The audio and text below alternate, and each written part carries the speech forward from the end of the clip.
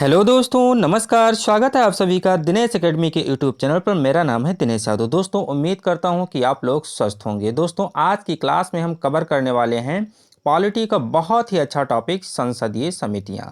संसदीय समितियां वह टॉपिक है जिससे 1 नंबर का क्वेश्चन हमेशा पेपर में पूछा जाता है। तो 1 नंबर आज हम क्लियर करने वाले हैं। बस बने रहिए हमारे साथ कुछ ही समय, 4 से 5 मिनट।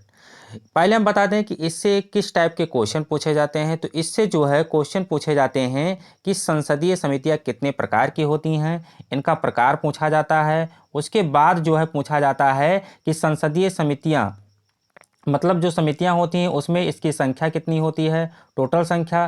फिर पूछा जाता है कि लोकसभा सदस्य कितने होते हैं, इसमें पार्टिसिपेट करते हैं, और राज्यसभा सदस्य कितने पार्टिसिपेट करते हैं। इतने 4-5 टाइप से क्वेश्चन इसमें हमेशा पूछे जाते हैं। तो ये आज हम क्लियर करने वाले हैं। चलिए हम देर ना करते हुए वीडियो को स्टार्ट करते हैं।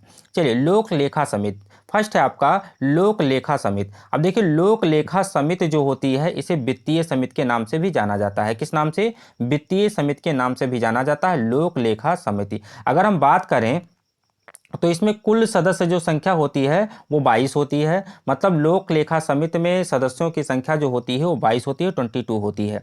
अगर बात करें कि लोकसभा सदस्य संख्या कितनी होती है, तो 15 लोकसभा सदस्य इसमें शामिल होते हैं, और 7 जो है राज्यसभा सदस्य जो है इसमें शामिल होते हैं।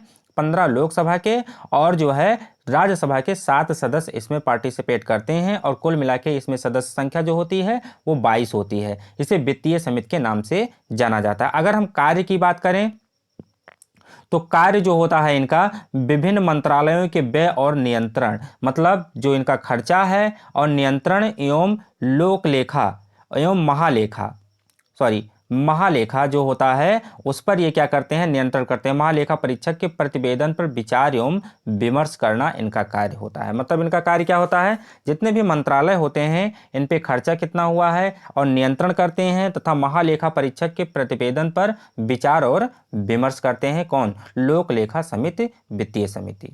अगला देखिए, अगला कह रहा है प्राक्कलन समिति। प्राक्कलन समिति को भी वित्तीय समिति के नाम से भी जाना जाता है, क्योंकि इसमें वित्तीय जो है जितने भी वित्तीय संबंधी जो है काम होता है वही इसमें होता है। अगर हम बात करें कि इसमें सदस्य संख्या कितनी होती है, तो 30 होती है। कितनी होती है? 30 होती है। लोकसभा सदस्य इसमें 30 होते हैं। इसमें लोकसभा सदस्य ही इसके जो है कुल सदस्य होते हैं। राज्यसभा के सदस्य इसमें पार्टिसिपेट नहीं करते हैं। अगर कार्य की बात करें तो सरकार की वित्तीय नीतियों के संबंध में सुझाव देना। अगर सरकार को ये सुझाव देना हो कि वित्तीय नीतियों के बारे में कैसे क्या करना चाहिए, तो ये सुझाव कौन देता है? ये प्राक्कलन समिति के जो है या वित्तीय समिति के सदस्य जो हैं इनके 30 सदस्य होते हैं, और ये लोकसभा से आते हैं। यही जो है सरकार को सुझाव देते हैं वित्तीय नीतियों के बारे में। अगला देखिए, विशेषाधिकार समिति। विशेषाधिकार समिति जिसे जांच समिति के नाम से भी जाना जाता है। किसे? विशेषाधिकार समिति, जिसे जांच समिति के नाम से भी जाना जाता है। अगर टोटल इनके सदस्यों की बात करें तो टोटल इनके सदस्यों की संख्या जो होती है वो 25 होती है। कितनी? 25 होती है। लोकसभा से 15 सदस्य आते हैं और राज्यसभा से जो है 10 सदस्य आते हैं। टोटल सदस्यों की संख्या 25 हो जाती है। अगर हम कार्य की बात करें तो संसद के किसी सदन या अध्यक्ष द्वारा विशेषाधिकार उलझन से संबंधित प्रेषित मामलों का प्रेक्षण करना होता है। मतलब मान लीजिए कि कोई संसद में सदन या अध्यक्ष विशेषाधिकार उलझन से संबंधित है, मतलब उसकी उलझन है, वो अपनी समस्या को सॉल्व नहीं कर पा रहा है, तो ऐसे मामलों पर परीक्षण करना होता है। किसका? विशेषाधिकार समिति का या जांच समिति का, जिसमें सदस्यों की संख्या जो होती है वो 25 होती है। चलिए अगला देखिए, कह रहा है सार्वजनिक समिति, सार्वजनिक उपक्रम समिति। बहुत अच्छा, सार्वजनिक उपक्रम समिति। देखिए दोस्तों, ये पॉलिटी का ऐसा टॉपिक है जिससे 1 नंबर का क्वेश्चन जो हमेशा पेपर में पूछा जाता है, और अधिकतर जितने भी बड़ी परीक्षाएं हैं उनके लिए तो बिल्कुल बहुत ही इंपॉर्टेंट है। इसलिए जितने भी UPPCS, UPPSC, BPSC, MPPCS, Chhattisgarh PCS, जितने भी ये बड़े एग्जाम हैं उनके लिए तो बहुत ही अच्छा वीडियो है। इसलिए इस वीडियो को सही से देखना है। अगर हम बात करें कि सार्वजनिक उपक्रम समिति में सदस्यों की कितना संख्या होती है, तो 22 होती है।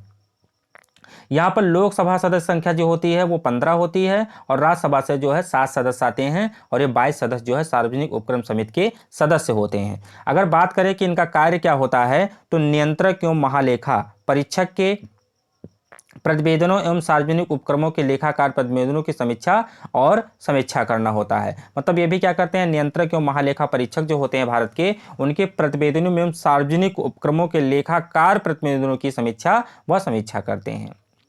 अगला देखिए, अगला कह रहा है प्रवर समिति। प्रवर समिति जो होता है, इसमें जो है सदस्यों की संख्या अगर बात करें तो इसमें सदस्यों की संख्या जो होती है 60 होती है। कितनी होती है? 60 होती है इसमें सदस्यों की संख्या जो होती है प्रवर समिति में। अगर हम बात करें तो लोकसभा से 30 सदस्य आते हैं और राज्यसभा से 30 सदस्य आते हैं और 60 जो है सदस्य इसमें मनोनीत होते हैं प्रवर समिति में। इसका काम क्या होता है?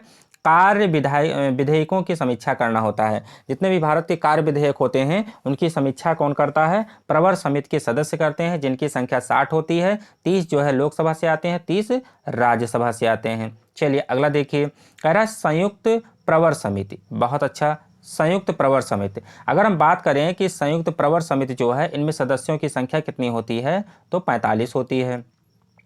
तो लोकसभा से कितने आते हैं? 30 सदस्य आते हैं लोकसभा से और राज्यसभा से आते हैं 15 सदस्य। टोटल हो जाते हैं 45 सदस्य। किसमें? संयुक्त प्रवर समिति में 45 सदस्य होते हैं। अगर हम बात करें कि संयुक्त प्रवर समिति के सदस्यों का कार्य क्या होता है, तो ये भी विधेयकों का समीक्षा करना होता है। जितने भी विधेयक होते हैं उनका समीक्षा करना होता है। अगला देखिए, कह रहा है कार्य मंत्रणा समिति। कार्य मंत्रणा समिति जो है, इसमें सदस्यों की संख्या कितनी होती है? तो इसमें 25 होती है। कितनी? 25। 15 जो है लोकसभा से आते हैं और 10 जो है राज्यसभा से मनोनीत किए जाते हैं कार्य मंत्रणा समिति के लिए सदस्य। अगर हम बात करें कि इनका काम क्या होता है, तो सरकारी विधेयकों का समय निश्चित करने हेतु सिफारिश करना। जितने भी सरकारी विधेयक होते हैं, भारत सरकार द्वारा बनाए जाते हैं, विधेयक पारित किए जाते हैं, उनके लिए समय निर्धारित करते हैं और समय निर्धारित करने के लिए सिफारिश पेश करते हैं। कौन? कार्य मंत्रणा समिति के सदस्य, जिनकी सदस्य संख्या जितनी होती है 25 होती है। अगला देखिए, नियम समिति। कौन सा है? नियम समिति जो है ये संसदीय समिति है और इसके सदस्यों की संख्या कितनी होती है? तो यहाँ पे कितनी होती है? 31 होती है। कितनी? 31 जो है ये उत्तर प्रदेश की राज्यसभा संख्या है। कौन? 31 संख्या जो है। 31 जो है नियम समिति के सदस्यों की संख्या होती है। 15 जो है लोकसभा से आते हैं और 16 जो है राज्यसभा से आते हैं। यहाँ पे राज्यसभा से ज़्यादा सदस्य आते हैं। किसमें? नियम समिति में। अगर हम बात करें कि इनका कार्य क्या होता है, तो सभा की प्रक्रिया व कार्य संचालन के मामलों पर विचार करना। सभा की प्रक्रिया व कार्य संचालन के मामलों पर विचार करना किसका काम होता है? नियम सदस्य के सदस्यों की का कार्य होता है। इनकी संख्या कितनी है? 31 होती है। चलिए अगला देखिए, याचिका समिति या जांच समिति। याचिका समिति या जांच समिति, इसमें सदस्यों की संख्या कितनी होती है? इसमें भी 25 होती है। कितनी? 25 होती है। किसमें? याचिका समिति या जांच समिति। और जांच समिति और इसे कैसे कहा जाता है? विशेषाधिकार समिति को भी जांच समिति के नाम से जाना जाता है। अगर हम बात करें कि लोकसभा सदस्य कितने आते हैं इसमें, तो 15 आते हैं और 10 जो है सदस्य राज्यसभा से लिए जाते हैं। टोटल 25 सदस्य इसमें होते हैं। अगर बात करें कि इनका कार्य क्या होता है, तो प्रत्येक याचिका की जांच करना। कोई भी याचिका आती है तो उसका जांच करते हैं तथा याचिकाओं में की गई शिकायत का निस्तारण करना। मतलब आप कोई शिकायत करते हैं तो उसका निस्तारण कर उसका जांच करना और उसका निस्तारण करना, ये जो है याचिका समिति या जांच समिति का कार्य होता है। इसमें जो है 25 सदस्य होते हैं। अगला देखिए, तो ये था आज का वीडियो दोस्तों, जिसमें जो है हमने पॉलिटी का ये टॉपिक था, संसदीय समितियों के बारे में बताया है। संसदीय समितियां कितनी होती हैं, इसमें सदस्यों की संख्या कितनी होती है, लोकसभा से कितने सदस्य आते हैं और राज्यसभा से कितने सदस्य आते हैं, इनका कार्य क्या होता है, ये सभी चीज़ों को हमने इस वीडियो में बताया है। आगे हम आपको पॉलिटी, जियोग्राफी, हिस्ट्री जो है, साइंस, बहुत सारे टॉपिक, छोटे छोटे टॉपिक आपको प्रोवाइड करवा रहे हैं और बड़े टॉपिक भी आपको प्रोवाइड करवाएंगे जो आपकी किसी भी एग्जाम के लिए इंपॉर्टेंट होगा। तो मिलते हैं आपको अगले वीडियो में, तब तक के लिए